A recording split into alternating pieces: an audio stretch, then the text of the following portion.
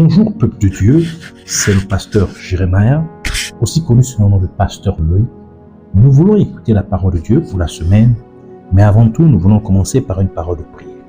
Parlons en signe de révérence à notre Père Céleste, à notre Dieu. Baissons nos têtes et prions ensemble. Dieu Tout-Puissant, Dieu de merveille, Dieu de prodige, Saint des saints, Roi des rois, toi qui règnes au-dessus de toutes choses, le seul et véritable Dieu, Yahweh, merci.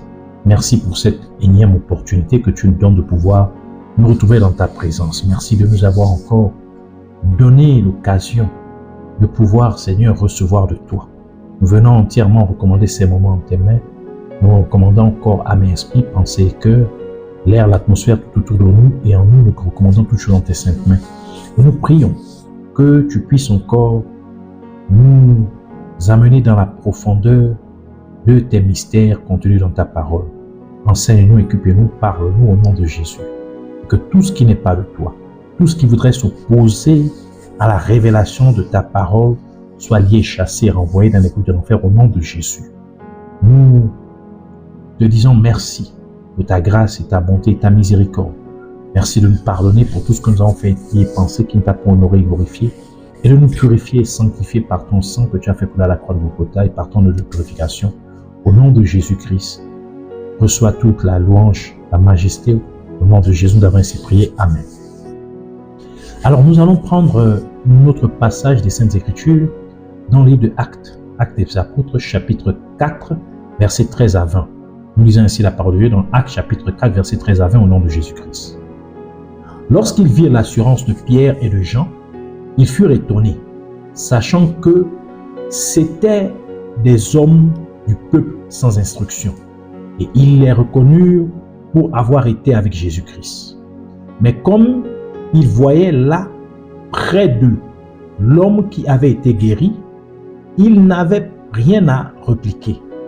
Ils leur ordonnèrent de sortir du Sanhédrin, et ils délibérèrent entre eux, disant: que ferons-nous à ces hommes?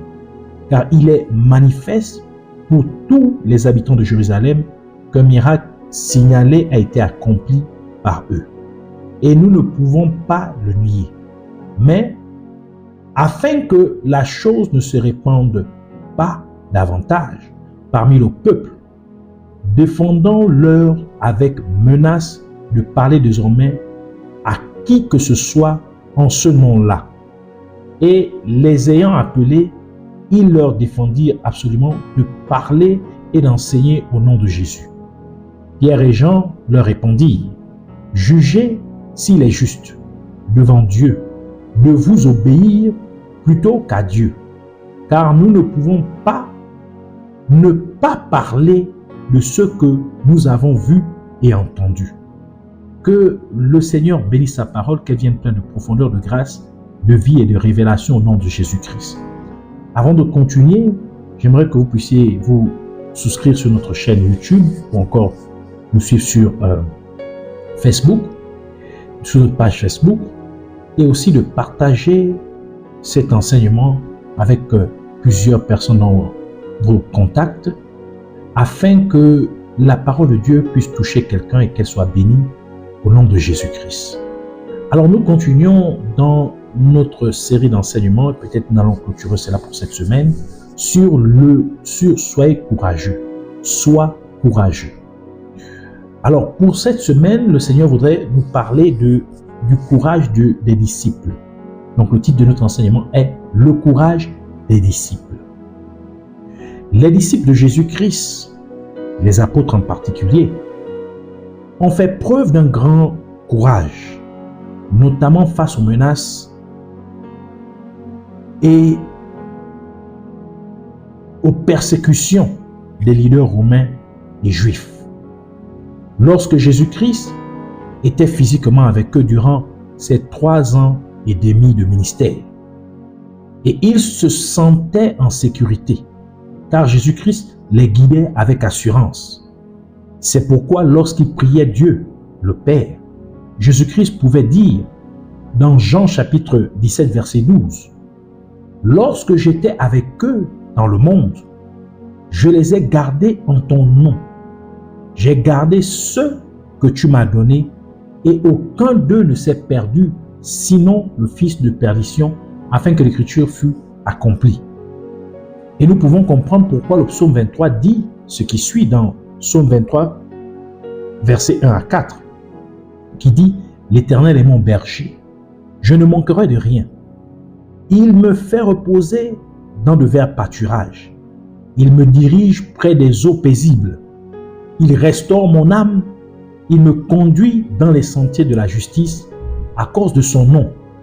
Quand je marche dans la vallée de l'ombre de la mort, je ne crains aucun mal, car tu es avec moi.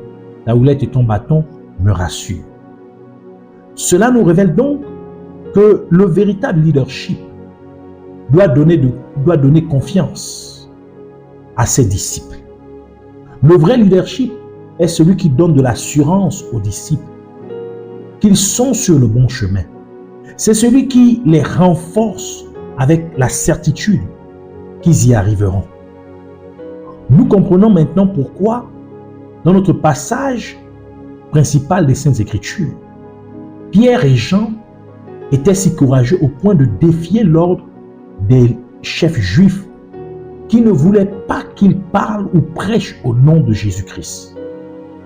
Et ils leur firent ainsi comprendre que s'ils devaient choisir entre obéir aux hommes et à Dieu, ils préféreraient obéir à Dieu. Ainsi, Pierre et Jean étaient si courageux parce qu'ils savaient que c'était la bonne chose à faire. Ils étaient si audacieux parce qu'ils comprenaient que c'était ce que Dieu attendait d'eux.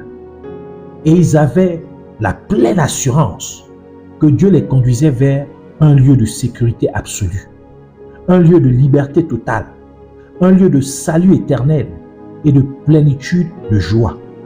De ce fait, ils n'auraient échangé cela contre rien au monde, même si cela signifiait souffrir ou mourir ici-bas. C'est donc cette garantie du salut qui les a rendus si courageux, malgré les menaces des chefs juifs. Et cette assurance de salut éternel venait de leur connaissance de Jésus-Christ.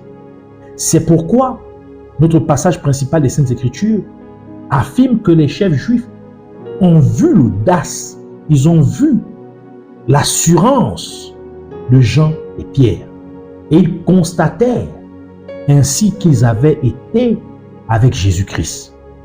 Cela nous révèle donc qu'en marchant avec Jésus-Christ, vous serez courageux face à toutes les situations de la vie.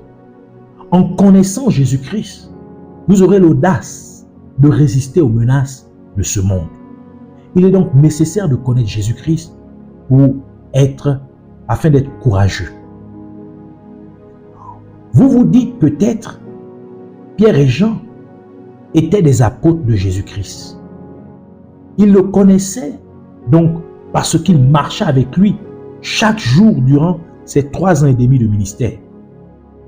Comment puis-je ainsi connaître Jésus-Christ alors que je ne le vois ni ne l'entends? Comme les apôtres le firent. Ce qu'il faut retenir, c'est que Jésus-Christ est la parole de Dieu. Ainsi, tant que vous méditez la parole de Dieu, vous apprenez à le connaître. Tant que vous lisez et méditez la parole de Dieu jour et nuit, vous apprenez réellement à connaître Jésus-Christ. Par conséquent, vous serez courageux au milieu des épreuves et des tribulations. Vous ferez preuve d'audace face aux défis de la vie. Cette vérité, selon laquelle on trouve du courage en rencontrant Jésus-Christ, est confirmée par l'apôtre Paul, connu avant sa conversion sous le nom de Saul de Tarse. Actes chapitre 9, verset 1 à 9 qui dit « Cependant Saul, respirant encore la menace et le meurtre contre les disciples du Seigneur, se rendit chez le souverain sacrificateur et lui demanda des lettres pour les synagogues de Damas, afin que, s'il trouvait des partisans de la nouvelle doctrine, hommes ou femmes, il les amena liés à Jérusalem. comme il était en chemin et qu'il approchait de Damas, tout à coup, une lumière venant du ciel resplendit autour de lui. Il tomba par terre et il entendit une voix qui lui disait « Saul, Saul, pourquoi me persécutes-tu » Il répondit « Qui es-tu, Seigneur » Et le Seigneur dit « Je suis Jésus que tu persécutes. Il te serait dur de régimber contre les aiguillons. » Tremblant et saisi d'effroi, il dit « Seigneur, que veux-tu que je fasse » Et le Seigneur lui dit « Lève-toi, entre dans la ville et on te dira ce que tu dois faire. » Les hommes qui l'accompagnaient demeurèrent stupéfaits. Ils entendaient bien la voix, mais ils ne voyaient personne. Saul se releva de terre et, quoique ses yeux fussent ouverts, il ne voyait rien. On le prit par la main et on le conduisit à Damas. Il resta 3 jours sans voir et il ne mangea ni ne but. Dans ce passage des Saintes Écritures, nous voyons Saul rencontrer Jésus-Christ. À partir de ce jour, et à partir de ce jour, il ne fut plus le même, car il passa du statut de persécuteur des disciples de Jésus-Christ à celui de disciple de Jésus-Christ lui-même. Il passa du statut de persécuteur des apôtres de Jésus-Christ à celui d'un des plus grands apôtres de Jésus-Christ. Ainsi, Saul de Tarse devient l'apôtre Paul. Et il témoigna avec tant de courage au sujet de Jésus-Christ, malgré tous les dangers qui l'attendaient tout au long de son ministère. Et même si il était conscient de ces dangers, même s'il était au courant de ces dangers, il ne recula point. Mais il continua à prêcher et à enseigner Jésus-Christ avec un si grand courage, tel que décrit dans le livre des Actes des Apôtres, Actes chapitre 21, versets 10 à 14, qui dit « Comme nous étions là depuis plusieurs jours, un prophète nommé Agabus descendit de Judée et vint nous trouver. Il prit la ceinture de Paul, se lia les pieds et les mains et dit « Voici ce que déclare le Saint-Esprit. L'homme à qui appartient cette ceinture, les Juifs le lieront de la même manière à Jérusalem et le livreront entre les mains des païens. » Quand nous entendîmes cela, nous et ceux de l'endroit, nous priâmes Paul de ne pas monter à Jérusalem. Alors il répondit, « Que faites-vous » en pleurant et en me brisant le cœur. Je suis prêt non seulement à être lié, mais encore à mourir à Jérusalem pour le nom de Jésus, du Seigneur Jésus. Comme il ne se laissait pas persuader, nous n'insistâmes pas et nous dîmes que la volonté du Seigneur se fasse. Ici, nous voyons l'apôtre Paul être averti par le prophète Agabus du danger qui l'attendait à Jérusalem. Pourtant, sans crainte, il poursuivit son voyage vers Jérusalem pour affronter les persécutions pour l'amour du Christ. L'apôtre Paul réitéra également ce fait que malgré sa connaissance des afflictions et des dangers qui l'attendaient dans chaque ville où il se rendrait, il était toujours plein de courage, puis il prêchait Jésus-Christ. Actes chapitre 20, verset 17 à 24 qui dit « Cependant, de Milet, Paul envoya chercher à Éphèse les anciens de l'Église. Lorsqu'ils furent arrivés vers lui, il leur dit « Vous savez de quelle manière, depuis le premier jour où je suis entré en Asie, je me suis sans cesse conduit avec vous, servant le Seigneur en toute humilité avec larmes et au milieu des épreuves que me suscitaient les embûches des Juifs. Vous savez que je n'ai rien caché de ce qui vous était utile et que je n'ai pas craint de vous prêcher et de vous enseigner publiquement et dans les maisons, annonçant aux Juifs et aux Grecs la repentance en Dieu et la foi en notre Seigneur Jésus-Christ. Et maintenant, voici, lié par l'Esprit, je vais à Jérusalem, ne sachant pas ce qu'il m'y arrivera.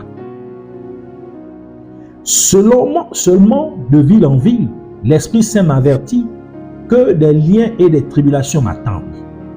Mais je ne fais pour moi-même aucun cas de ma vie, car si elle m'était précieuse, pourvu que j'accomplisse ma course avec joie et le ministère que j'ai reçu du Seigneur Jésus, d'annoncer la bonne nouvelle de la grâce de Dieu. Nous pouvons donc confirmer que lorsque vous rencontrez vraiment Jésus-Christ dans votre vie, vous aurez le courage de témoigner de lui, quels que soient les divers dangers qui peuvent se présenter sur votre chemin. Lorsque Jésus-Christ vous visite, vous allez être rempli de courage pour proclamer sa parole à cause de la visite que vous avez eue avec lui. Durant les années de persécution contre l'Église de Jésus-Christ en Éthiopie, sous le régime communiste de 1974 à 1991, les vrais chrétiens n'étaient pas autorisés à tenir des réunions de prière ni à prêcher la parole de Dieu. Et il y avait une certaine femme aveugle qui, un jour, alors qu'elle ouvrait sa Bible chez elle, remarqua immédiatement qu'elle pouvait voir ce qui était écrit dans sa Bible. Et elle se mit à pleurer de joie, car Jésus-Christ l'avait complètement guérie. Elle décida alors de prendre de petits tracts parlant de Jésus-Christ et sortit dans la rue pour les distribuer, bravant ainsi l'interdiction du gouvernement de partager la parole de Dieu. Et malgré la présence des policiers et de militaires armés dans les rues, elle n'eut pas peur. Or, alors qu'elle tendait un tract à un homme, celui-ci se mit en colère et voulut la frapper. Mais un des militaires pointa son arme sur lui et le força à prendre le tract. Et la femme poursuivit ainsi son évangélisation dans la rue. Nous pouvons en effet voir que lorsque nous rencontrons Jésus-Christ, nous devenons si courageux pour témoigner de lui. Nous devons donc prier pour que les gens aient plusieurs rencontres avec le Seigneur Jésus-Christ, afin qu'ils puissent être remplis d'audace pour prêcher Jésus-Christ dans chaque ville et partout où ils vont, au nom de Jésus. Lorsque Saul rencontra Jésus-Christ, il devint aveugle. Et le Seigneur Jésus-Christ utilisa Ananias pour restaurer la vue de Saul, tel que décrit dans le livre des Actes des Apôtres. Actes chapitre 9, versets 17 à 18, qui dit: Ananias sortit et lorsqu'il fut arrivé dans la maison, il imposa les mains à Saul en disant: Saul, mon frère, le Seigneur Jésus qui t'est apparu sur le chemin par lequel tu venais m'a envoyé pour que tu recouvres la vue et que tu sois rempli du Saint-Esprit. Au même instant, il tomba de ses yeux comme des écailles et il recouvra la vue et se leva et fut baptisé. Le nom Ananias, principalement d'origine grecque, dérive du nom hébreu Anania, qui signifie Yahweh a donné avec grâce ou Yahweh a fait grâce. Le nom Saul signifie demander ou emprunter. Le nom Paul signifie petit ou humble, ou encore tente de camp, ou extraordinaire, ou encore distingué. Le nom Tars signifie courage ou confiance. Et le nom Damas signifie le début du salut ou un tournant dans le modèle du salut ou encore synchronicité. Et nous pouvons nous rappeler que Saul alla demander des lettres au souverain sacrificateur pour qu'il soit autorisé à emprisonner les chrétiens de Damas. Voyez-vous, le nom Saul signifie demander ou emprunter. Et Saul alla demander des lettres au souverain sacrificateur pour qu'il soit autorisé à persécuter les chrétiens. Notons également que lorsque Saul fut devenu l'apôtre Paul, il était fabricant de tentes.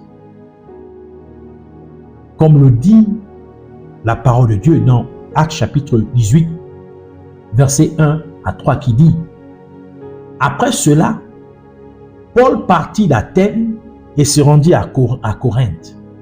Il y trouva un juif nommé Aquilas, originaire du Pont, récemment arrivé d'Italie avec sa femme Priscille, parce que Claude avait ordonné à tous les juifs de sortir de Rome. Il se lia avec eux et comme il avait le même métier, il demeura chez eux et il travailla. Ils étaient faiseurs de tentes. Donc, Paul était un faiseur de tentes. Or, le nom Paul ne veut pas seulement dire petit ou humble, mais aussi tente de camp. Tout cela nous révèle donc que lorsque le royaume des ténèbres aura demandé de vous utiliser pour persécuter le corps du Christ, la grâce de Dieu vous touchera en chemin et vous serez en phase avec votre véritable destinée divine. Et vous aurez ainsi le courage de témoigner de Jésus-Christ.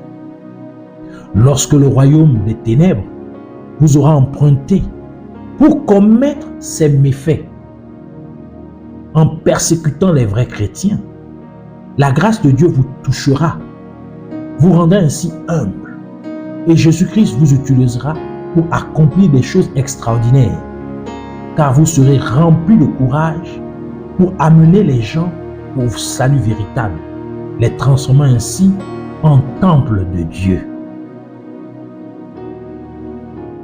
Que Jésus-Christ vous rencontre sur votre chemin vers Damas et vous aide à entrer dans votre véritable destinée, afin que vous ayez le courage d'accomplir des choses extraordinaires en amenant les gens du monde entier au salut véritable au nom de Jésus-Christ. Que le Seigneur Jésus-Christ vous fasse passer du salut, du statut de Saul à celui d'apôtre Paul, afin que vous soyez en phase avec le véritable mandat que Dieu vous a confié, en étant courageux pour prêcher Jésus-Christ partout où vous allez. Et ce faisant, que Dieu distingue votre ministère des faux ministères, au nom de Jésus-Christ. Que les miracles que Dieu accomplira dans votre vie et à travers vous soient distingués des faux miracles, au nom de Jésus-Christ.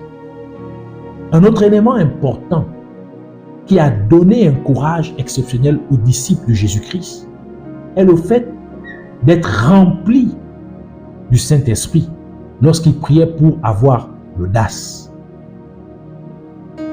Comme le dit la parole de Dieu dans Actes chapitre 4, verset 27 à 31 qui dit: en effet, quand ton saint serviteur Jésus, que tu as oint, Hérode et Ponce Pilate, se sont ligués dans cette ville avec les nations et avec les peuples d'Israël, pour faire tout ce que ta main et ton conseil avaient arrêté d'avance.